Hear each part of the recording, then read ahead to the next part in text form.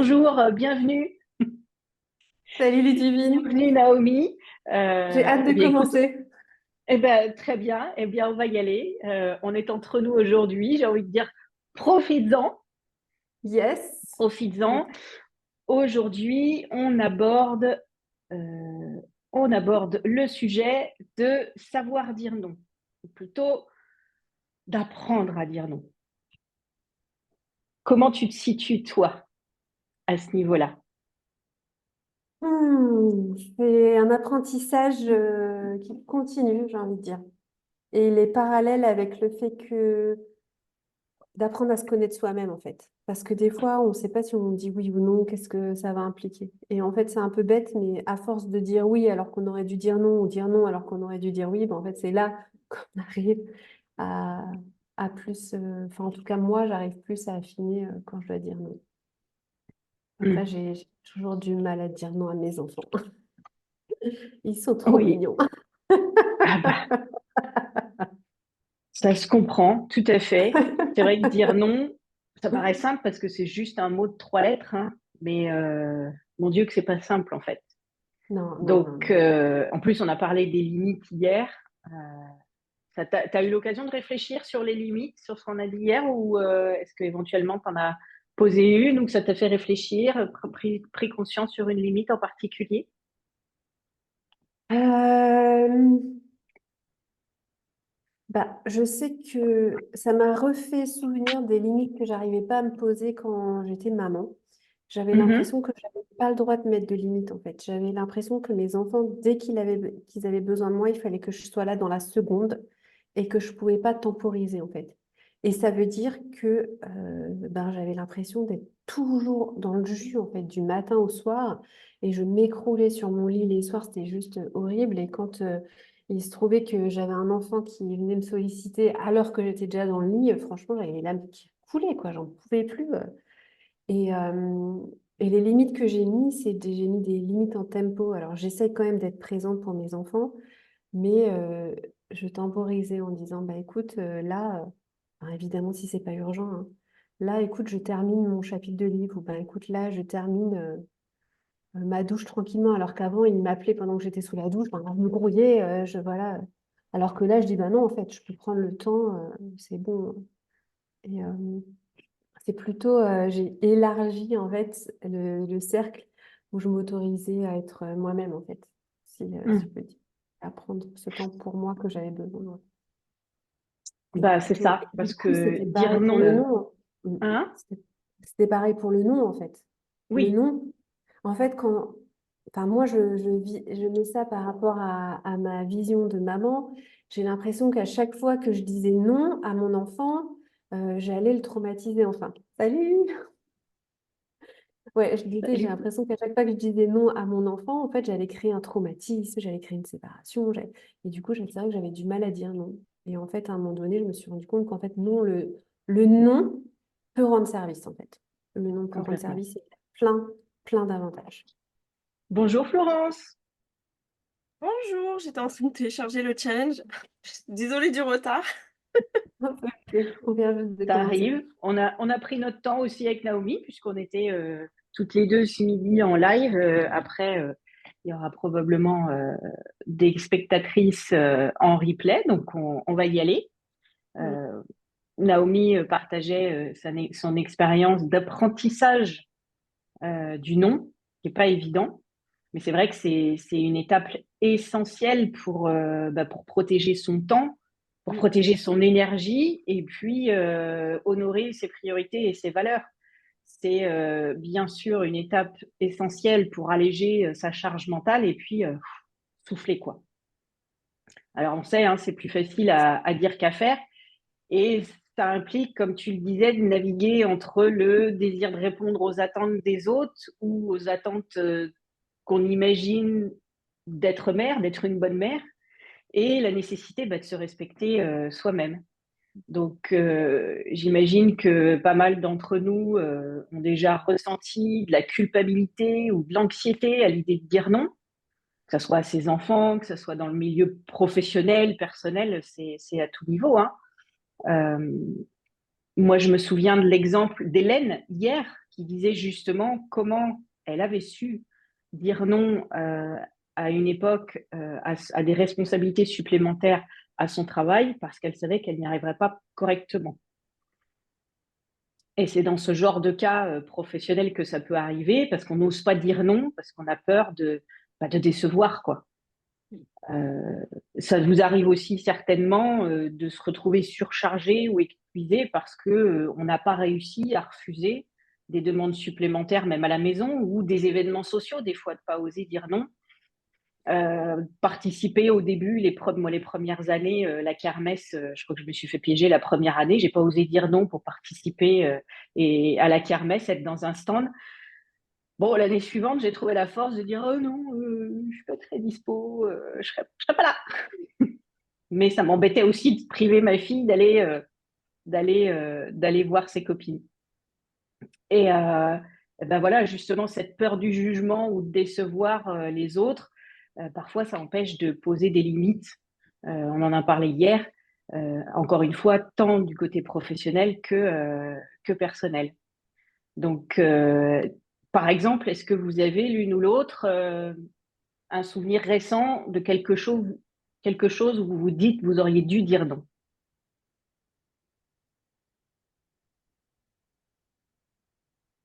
Là, je vois Naomi rigoler. Oui, parce que moi, je pense à mon burger d'hier, tu vois, mais c'était une blague. D'accord. Ouais, j'ai une situation, mais c'est. Attends, excuse-moi, comme j'ai pas j'ai pas le souvenir. Comme j'étais pas là sur le burger d'hier. Non, Je l'ai c'est vrai. regardé en replay, mais j'ai pas fait gaffe.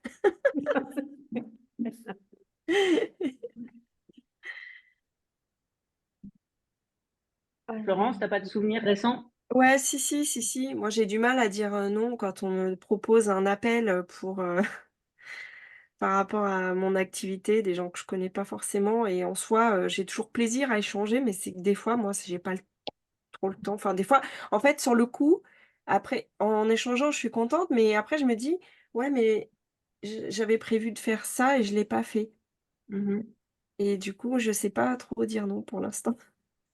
Et est-ce que tu sais pourquoi J'ai envie de tu faire dis pas non? plaisir. T'as envie de faire plaisir? Et Bah, souvent, aussi c'est parce ça. que moi, ça m'a aidé aussi quand j'ai contacté des gens, tout ça. Mais c'est vrai que des fois, ça prend plus de temps que prévu. Mhm. Et j'ai l'impression que j'ai du coup négligé mes propres besoins Mhm. en termes de temps. J'ai pas mis une limite suffisante ou que bah, du coup, ça a pris le pas sur autre chose, quoi. Et là, je culpabilise, je me dis, oh, j'aurais dû dire non, ou j'aurais dû limiter, ouais, mais je tombe toujours dans le piège de mon temps, quoi. Mhm. Ouais, moi, c'est pareil, j'ai du mal à arrêter un truc qui est en route, en fait. J'ai du mal, quand c'est pareil dans mon boulot, quand j'ai 1 heure, en fait, ça dépasse 1 heure et quart, 1 heure et demie, une fois, ça m'a fait 2 heures. Et en fait, je sais que ça va pas, en fait, mais j'arrive pas plutôt à ce moment-là. Alors, c'est pas vraiment un non, mais c'est un poser les limites quand même, quoi. Enfin, Mhm. si dans ma tête c'est non, après, ça sera plus facile de poser les limites, quoi. Et des fois, Donc, ça peut aussi simplement tenir euh, à ne pas savoir comment le dire. On y reviendra plus tard, mais ça peut ouais. être juste parce qu'on ne sait pas comment dire non. Parce que le Mm, non mm, tout de suite, non, je peux pas, ça peut, c'est ce qui nous fait peur parce qu'on a peur de décevoir. Et des fois, il suffirait juste d'avoir les bons mots pour se sentir plus assuré pour pouvoir l'exprimer. Mm. mm. Et c'est vrai que ça s'apprend, ça s'apprend des fois un peu dans la douleur et on subit la culpabilité ou la déception des autres, le jugement. Après, Ah oui. instinctivement, c'est normal, hein, on est câblé pour vivre en société, pour vivre en groupe. Donc, instinctivement, on a envie de plaire, on a envie de faire plaisir, on a envie d'être reconnu. Alors, on dit oui. On dit oui souvent à beaucoup de choses pour les autres. Et puis, on sait très bien dire non, mais en général, plus tôt à soi-même. Mm. Justement, parce qu'on dit oui à l'extérieur, à nous, on sait très bien se dire non. On dit non, tu passes après, toi. Donc, c'est vrai, qu'est-ce qu'on va penser de moi? Est-ce que je vais décevoir? Est-ce que je suis obligée? Et si ça contrariait? Et si on m'en voulait? Mon Dieu, oh là là, si on m'en voulait, je vais avoir du mal à dormir. Donc, ce conditionnement humain, social, n'est pas irrévocable, heureusement. Heureusement. Mais c'est vrai qu'il faut en passer par là pour. C'est comme un muscle, en fait, qu'on entraîne. Le non est tout petit au départ, et puis plus on le fait travailler, plus on prend de l'assurance. Ça permet de remettre euh, en question les automatismes. Moi, il y a quelques années, j'étais incapable de dire non à des amis qui m'invitaient parce que je me sentais, j'étais pas forcément dans une relation d'égal à égal dans ma tête avec mes amis et j'osais pas dire non. Et puis j'y allais et puis je me fais suer toute la soirée quoi parce que j'étais pas à l'aise, j'étais un peu introvertie, un peu timide, mais je passais pas un bon moment. Et quand j'y repense, je me dis mais mon Dieu, mon Dieu, qu'est-ce que je me suis fait du mal quelque part? Qu'est-ce que je me suis infligé? Qu'est-ce que j'ai sacrifié? Alors, est-ce que des fois, vous avez l'impression de sacrifier quelque chose pour vous quand on dit oui, quand on ne sait pas dire non? Est-ce que ça vous arrive d'avoir ce sentiment de sacrifice? Tu parlais tout à l'heure, Florence, est-ce que tu irais jusqu'à ce mot-là de sacrifice?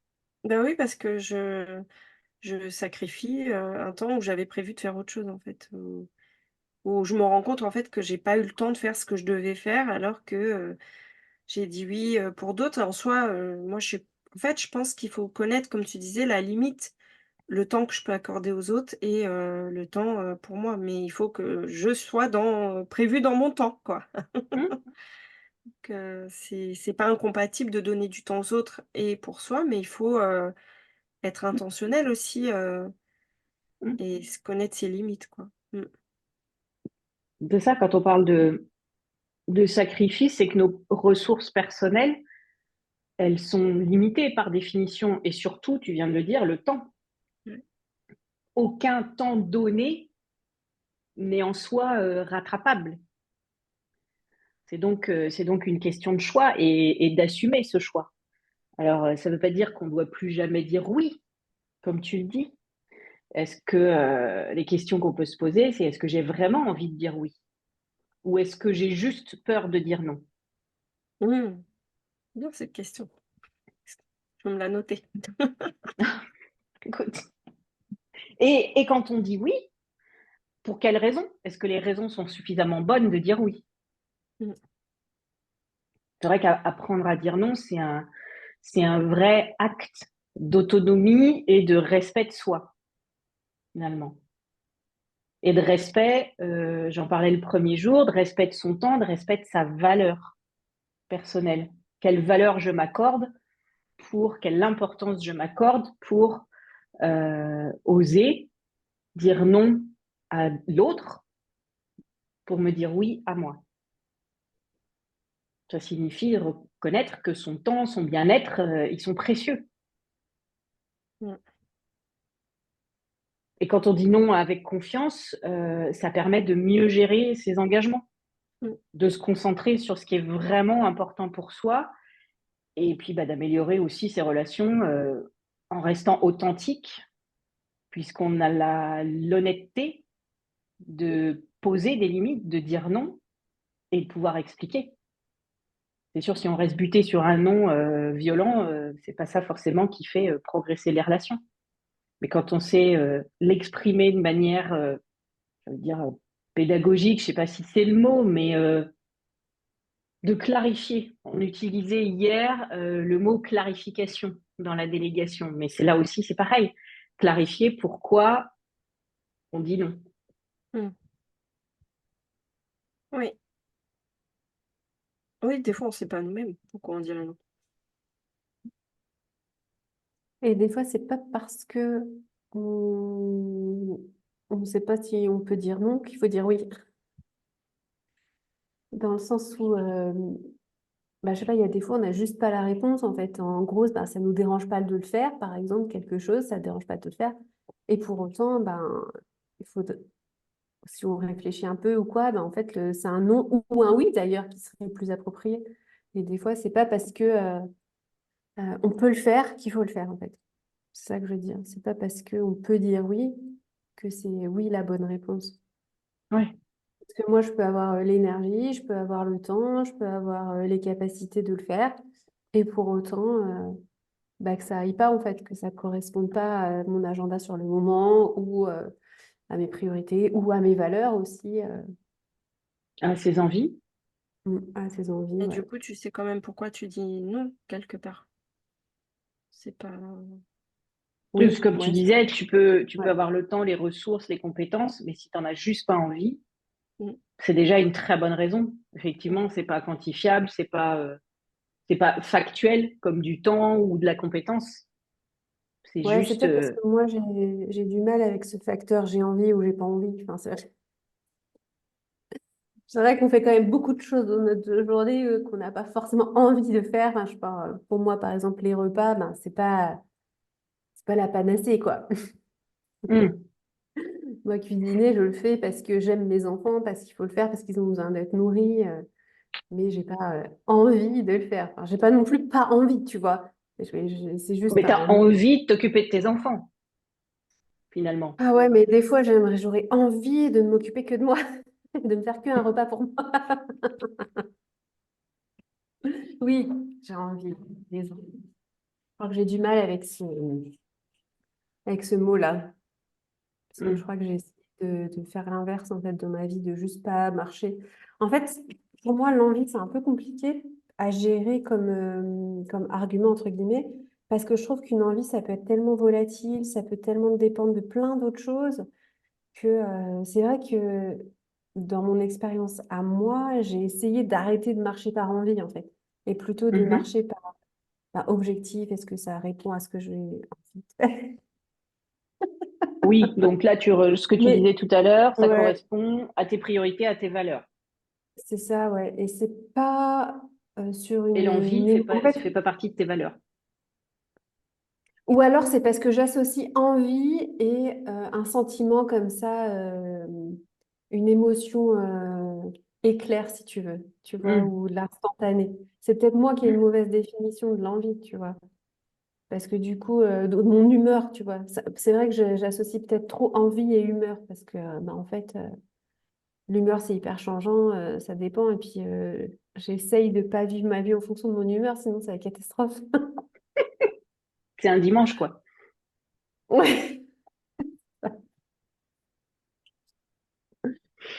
Bon, donc on l'a dit, hein, une des premières choses, une des premières étapes, c'est de prendre conscience de ses limites. Et à partir du moment où on fait un inventaire honnête de ses capacités à gérer le travail, les engagements familiaux, le temps personnel, sans compromettre sa santé mentale et physique, eh ben, ces limites, elles sont identifiées et il devient beaucoup plus facile de juger quels engagements supplémentaires on peut raisonnablement accepter ou s'il faut les refuser. Donc, on en avait parlé, je crois, donc c'était le jour 1, on avait parlé de l'application Toggle, ce qui était un exemple pour suivre l'utilisation de son temps. Si vous le faites pendant plusieurs jours, eh ben, vous avez des données qui peuvent vous aider à visualiser où le temps dépensé et où les limites sont dépassées éventuellement. Ça permet, ce qu'on a vu le jour 1, permet aussi finalement de poser, de définir ses limites ou de voir si à un moment on les a dépassées. Après, dans la logique, est-ce que tu as commencé à utiliser Toggle ou pas? Tu as essayé, Naomi? Non. Non. Euh, Entre jours fériés et puis aujourd'hui, où c'est un peu n'importe quoi parce que c'est mercredi, ben, je sais pas ouais, je ok. sais, mais peut-être pas compris le truc. C'est pas nouveau. Bon, bah, en tout cas, de toute façon, pour prendre conscience de ses limites, il faut un moment se poser pour regarder ce qu'on Ouais. fait de son temps, puisqu'on parle du temps sur ce challenge.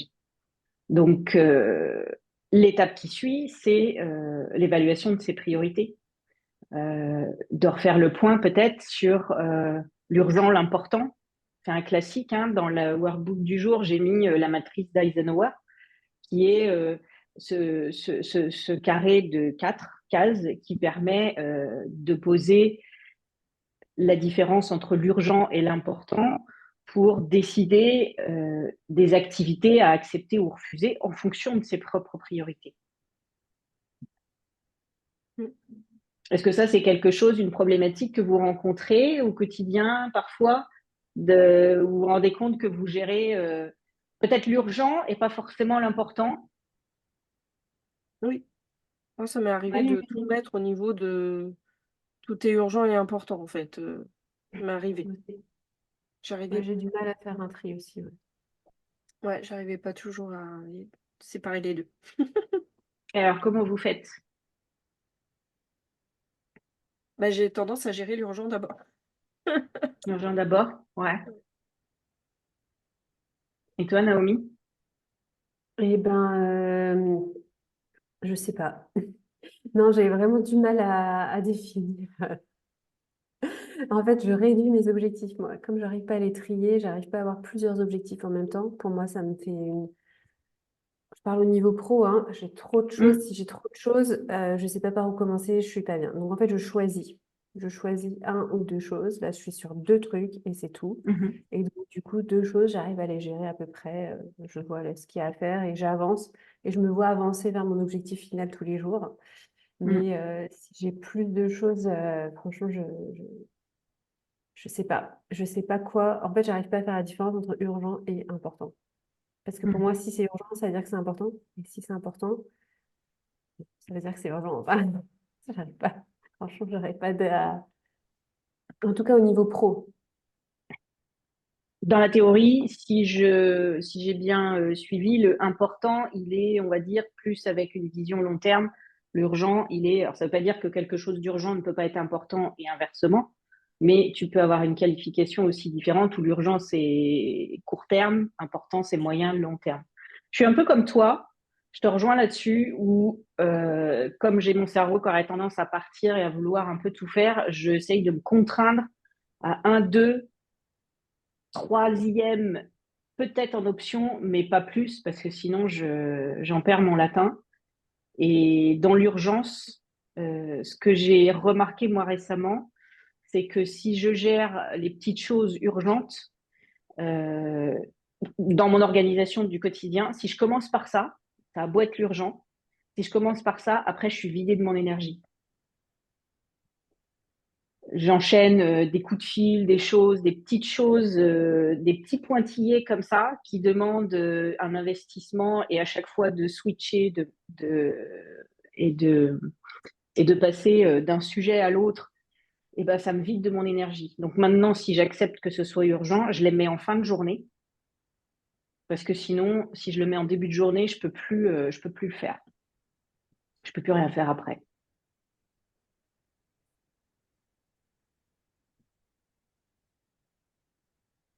Et ouais. Oui, ça reste comme la vision des gros cailloux, là, de commencer par ce qui est Mm. important. Ouais. Mais oui, c'est là, en fait, là, on parlait des difficultés quand ça coince, tu vois, effectivement, c'est qu'on a tendance à être plus dans l'urgence, mais c'est vrai qu'il y a des choses qui sont importantes sur le long terme. Par exemple, je sais pas, je donne un exemple dans le perso. Si ce qui va être important, par exemple, si pour moi, hein, de passer des temps de qualité en famille, bah, je sais que je vais le mettre dans l'agenda. Parce que si je le mets pas dans l'agenda, ça va passer après le reste. Par contre, si je l'ai mis, c'est noté, donc c'est non négociable en fait. Mais, Mm. heu, mais oui, je suis d'accord avec toi, les petites choses, ça peut aussi, nous disperser ou nous vider de l'énergie. Après, elles seront à faire, de toute façon, on sait qu'on les fera. C'est sont Mm. urgentes, on sait qu'on les fera. Donc, C'est exactement, je suis tout à fait d'accord, j'y avais pas pensé, c'est exactement ce raisonnement-là, c'est qu'il y a des choses, on sait que de toute façon, elles seront faites. mmh. Alors, commencer par ça, c'est pas forcément la bonne stratégie.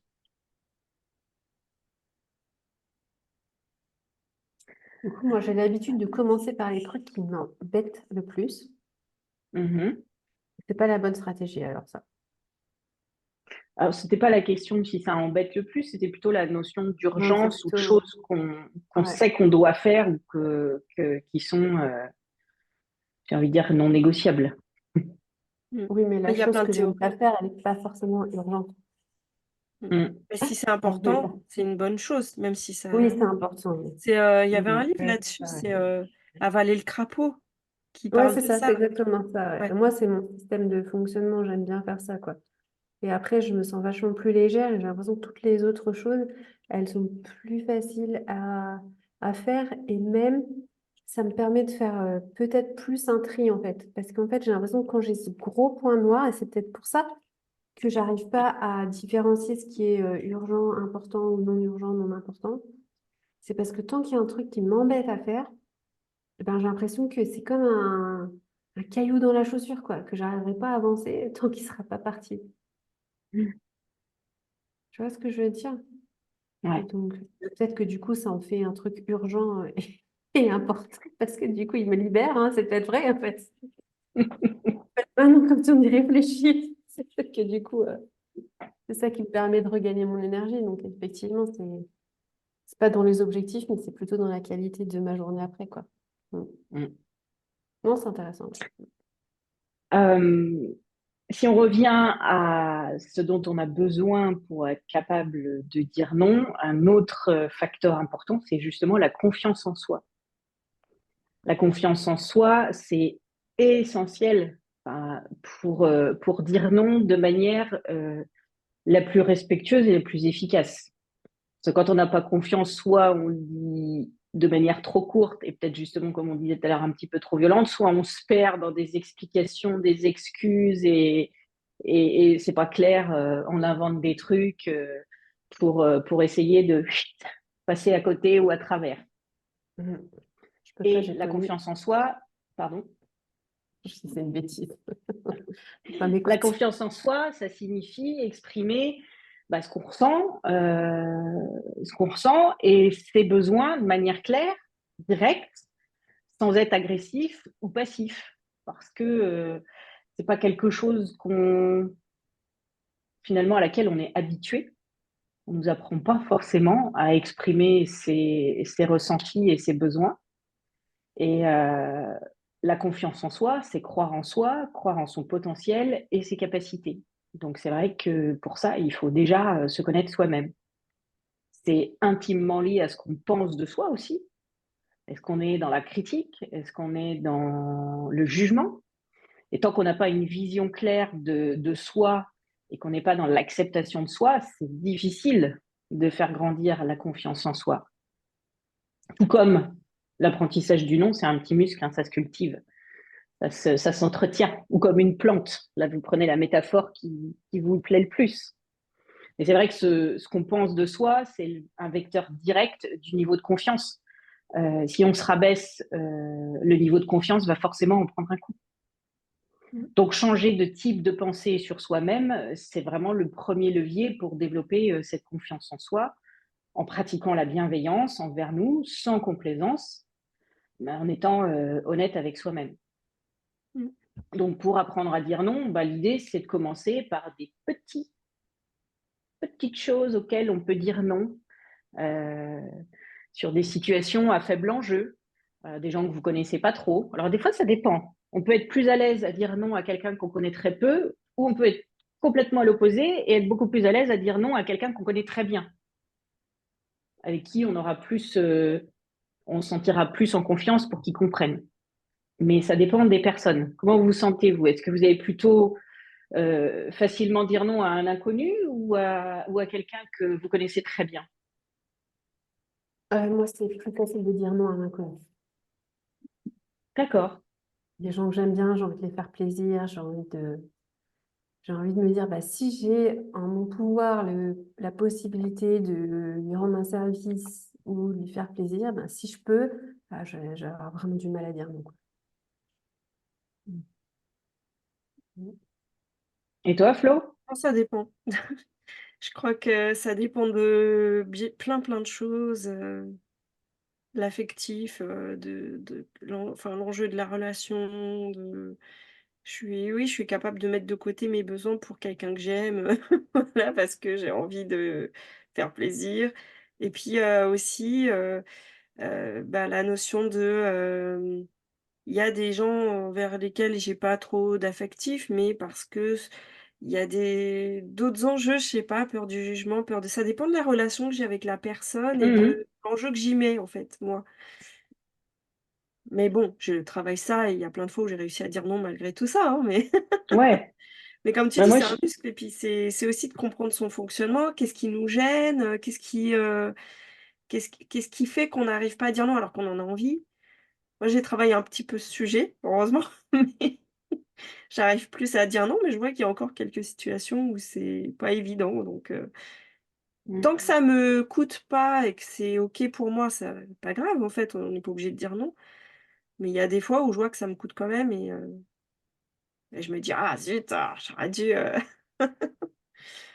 ouais. Moi, pour Mais moi, c'est c'est plus facile, parce que c'est pareil, hein, j'ai appris à dire non, mais pour le coup, j'ai plus de facilité et plus de confiance à dire non à quelqu'un que je connais bien, parce que je vais lui expliquer et je vais être à l'aise de lui expliquer pourquoi ça me convient pas ou des choses comme ça, entre guillemets, montrer une certaine vulnérabilité. Alors que quelqu'un d'extérieur, je vais avoir plus de mal, ça va me demander plus de courage pour expliquer bah, que je suis peut-être pas à la hauteur de ce qu'il attendrait, tu vois. mmh, Ça me demande plus de, vas-y, concentre-toi, ça va bien se passer, mmh. parce qu'il n'y a pas de raison que ça passe pas, mais voilà, il y a plus d'appréhension, ouais, d'appréhension de jugement, même si j'avais bien décidé que je voulais dire non. Mmh. Je vois, j'ai une Non, mais situation personnelle, en plus c'est vraiment, c'est demain. Demain, j'ai un truc à dire. Quelque part, c'est un non, mais j'ai un truc à dire à une personne très extérieure à ma vie. C'est du milieu médical. Et ça doit faire 2 semaines que j'ai décidé que j'allais lui dire quelque chose qui équivaut à un non. Mais c'est intérieurement, je peux vous dire que demain, quand je vais être dans la salle d'attente, je vais pas être sereine. J'ai pris la décision que j'allais lui dire, mais avec quand même une certaine appréhension de sa réaction et tout ça, beaucoup moins sereine que si c'était quelqu'un que je connaissais de longue date. est-ce qu'il y aurait des fois le niveau de confiance qu'on a effectivement en la personne, sa réaction, quand on connaît pas la personne, des fois on sait pas comment elle peut réagir en fait. Il y a des gens avec lesquels c'est facile parce que tu sais comment ils vont réagir, qui sont dans la compréhension, dans l'écoute et qui ont pas de souci quoi. Mmh. Donc, je sais pas si vous avez eu le temps de regarder le petit le PDF que j'ai mis sur le. Où est-il? Il est là. Avec les phrases que j'ai écrites dans les différents contextes familial, contexte professionnel, social. Euh, J'aimerais avoir votre avis sur les phrases pour vous demander si ça résonne en vous ou si ça pourrait être une source d'inspiration pour plus facilement dire non. Mmh. Par exemple, dans le contexte familial, pour les demandes de temps ou d'attention, j'apprécie vraiment que tu veuilles passer ce temps avec moi, mais je dois honorer un autre engagement envers moi-même aujourd'hui. Proposons un autre moment ensemble. Alors, on va pas dire ça à un enfant, je suis d'accord. Mais est-ce que cette façon de le tourner, finalement de proposer de manière proactive un moment en décalé pour passer ce temps ensemble, est-ce que c'est quelque chose que vous faites, par exemple, ou que vous vous sentiriez capable de faire? Oui. Oui, parce que c'est au final, c'est pas un non, c'est juste, Mmh. voilà, si tu proposes une autre, solution parce que j'aime bien, j'aime bien le fait que finalement un non, c'est pas toujours un non, c'est juste un pas maintenant, peut-être à un autre moment, voilà et du coup ça facilite, les choses. J'aime bien aussi, tu sais, dire, «Bah, moi aussi j'aurais envie, de passer un moment avec toi». Le fait de dire, là, je peux pas, mais ouais, ouais, attends, on se cale une date maintenant parce que sinon on va oublier.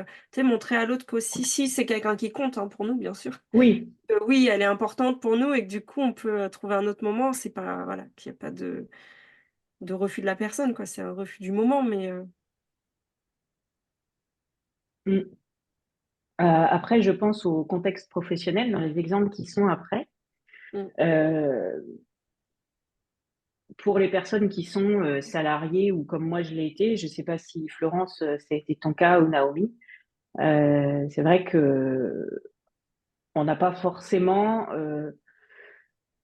le courage de dire non à des demandes de travail supplémentaires. Je pense que ça vient de la génération, de la culture, de l'éducation. Et pour m'intéresser de loin au sujet, mais je vois passer sur les réseaux sociaux et on entend parler des difficultés actuelles du marché du travail avec cette capacité finalement que les nouvelles générations disent non beaucoup plus facilement Mm. mm, à certaines conditions de travail, à certaines obligations.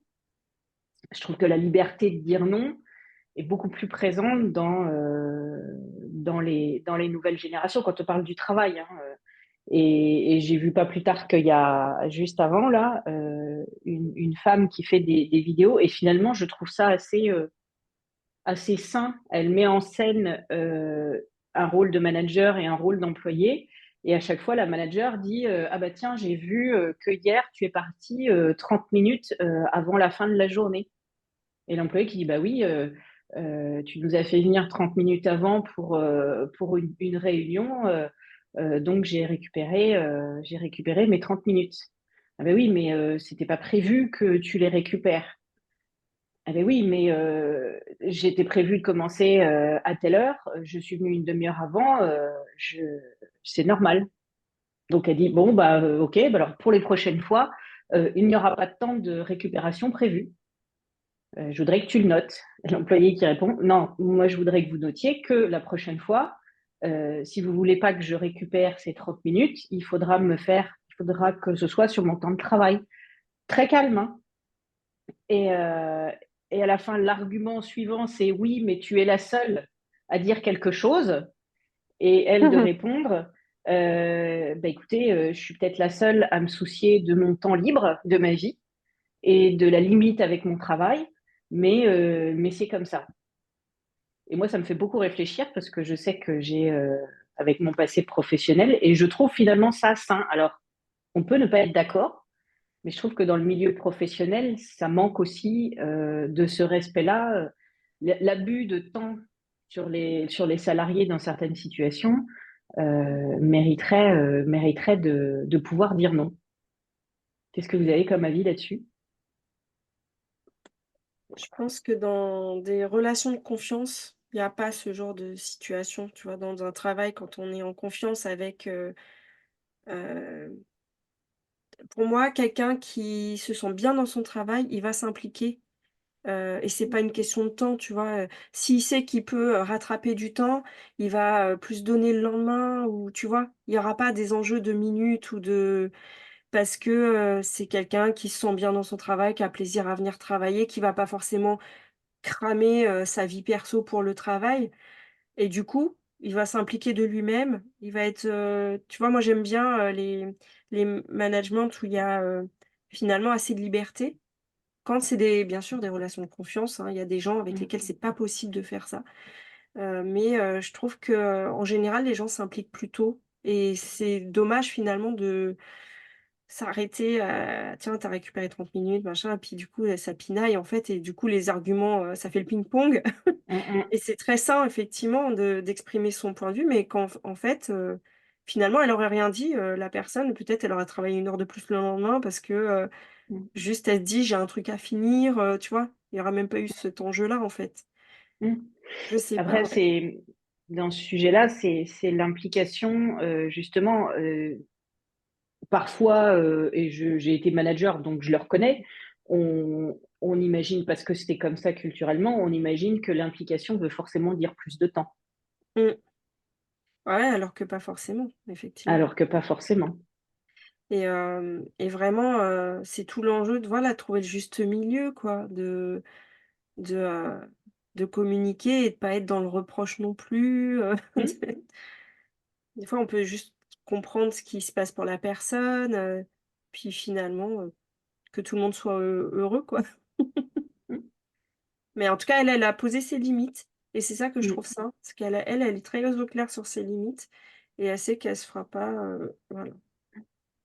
Et moi, je pense que, tu vois, j'aurais été à la place de la manager, au lieu de dire, bah voilà, c'était pas prévu et tout ça, j'aurais dit, ah oui, c'est vrai, c'est un bon point, bah t'as raison, bah viens, je vais le dire à tous les employés qui prennent leurs 30 minutes. Et je suis sûre que les fois d'après, où il y aurait eu 15 minutes de débordement ou quoi, il n'y aurait pas eu de problème, tu vois. Parce Mm. que, en fait, l'idée pour moi, l'enjeu, il n'était pas vraiment dans ces 30 minutes, il était dans le fait de pouvoir être écouté et pas un enjeu de point de vue, tu vois. Donc pour moi, la manager, elle aurait mieux fait de dire, ah mais oui, tu as carrément raison. Ben, je vais le dire à tous les autres employés parce que c'est vrai, c'est du temps de travail supplémentaire, c'est vrai, c'est la loi, hein, je veux dire, voilà. Et je suis sûre qu'une prochaine réunion ou quoi, ben, ils seraient peut-être restés jusqu'à 17h ou 16h45, enfin, voilà, ou un quart d'heure, ils auraient trouvé un équilibre parce que, en fait, il y aurait eu du respect et il y aurait eu une entente et il n'y aurait pas eu un débat d'arguments, en fait. C'est Mm. ça. Tu Mm. vois. Et c'est ça, en fait. L'idée, c'est de faire entendre ses besoins et de dire, ah oui, il compte aussi, quoi. Il compte aussi. Et c'est vrai, il compte. Il avait Bah raison en même bah temps. oui. Même si elle aussi, je comprends son point de vue. Mais là, c'était pas une idée de point de vue, c'était une idée de se De faire limite. respecter, de faire entendre, ouais. Et Mmh. ouais, d'exprimer les limites et de l'entendre, en fait, de pouvoir l'entendre. Mm. Ouais. Et que si ça se trouve, si c'était pas prévu comme elle dit la manager, c'est parce que elle avait peut-être imposé aussi ce truc sans Ouais. considérer, les besoins de chacun. Alors que Ouais. ça se trouve, elle aurait dit: «Je vous fais venir plus tôt, mais voilà, vous pourrez rattraper». Ça se trouve, tout le monde aurait été super content et serait peut-être resté au final. Ouais, ouais. On sait pas. Mais comme tu Donc dis, voilà. comprendre les besoins, d'écouter, de voilà, Mm. ça entraîne des choses différentes donc Donc voilà ce challenge du jour sur apprendre à dire non et donc à reparler de ses limites personnelles. Je vous remercie d'avoir été là, Naomi et Florence. Ça m'a Merci fait à très toi. plaisir. Et puis, bientôt. merci aux personnes qui regardent en replay. Et on se retrouve demain, jour 4 déjà. On va parler de rituel du matin, un sujet que j'adore. Ouais. Je vous dis à demain. À À demain. demain, salut!